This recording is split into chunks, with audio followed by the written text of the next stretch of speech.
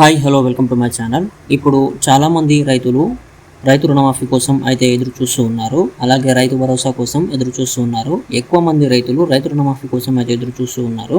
రుణమాఫీ జరిగితే తిరిగి కొత్త రుణాలు తీసుకోవచ్చు కాబట్టి రైతులు ఎక్కువగా రుణమాఫీపై ఆధారపడి ఉన్నారు. రైతు రుణమాఫీ ఇవ్వడం కోసం రాష్ట్ర ప్రభుత్వం కటాఫ్ను అయితే నిర్ణయించింది.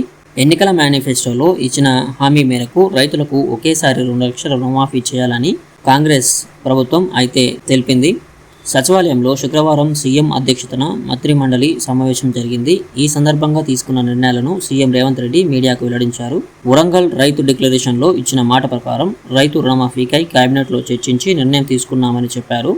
2018 డిసెంబర్ 12 నుంచి 2023 డిసెంబర్ 9వ తేదీ మధ్య రైతులు తీసుకున్న రుణాలను మాఫీ చేయాలని నిర్ణయించినట్టు తెలిపారు. ఇందుకు సుమారు 31,000 కోట్లు అవసరమవుతాయని చెప్పారు.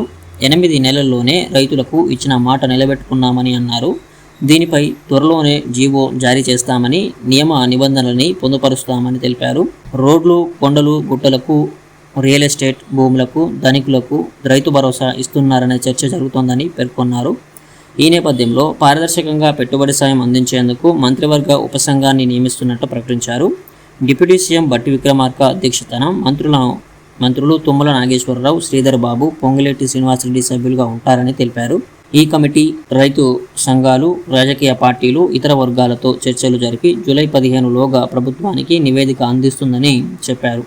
ఈ నివేదికను శాసనసభలో ప్రవేశపెట్టి అందరి సూచనలతో పారదర్శకంగా అమలు చేస్తామని తెలిపారు. కేబినెట్ నిర్ణయాలు, ప్రభుత్వ పరిపాలనపై నిర్ణయాలు వెల్లడించే బాధ్యతలను మంత్రులు శ్రీధర్ బాబు, పొంగులేటి శ్రీనివాసరెడ్డికి అప్పగించినట్టు సీఎం రేవంత్ రెడ్డి తెలిపారు.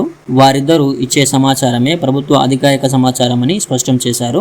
జర్నలిస్టులు ఎలాంటి సందేహాలు ఉన్నా వారిద్దరినే అడగాలని చెప్పారు. మిగతా మంత్రులు తమ శాఖకు సంబంధించిన సమాచారానికి మాత్రమే పరిమితం కావాలని సూచించారు. సో ఇప్పుడైతే రైతులకు కట్ ఆఫ్ తేదీని నిర్ణయించడం జరిగింది.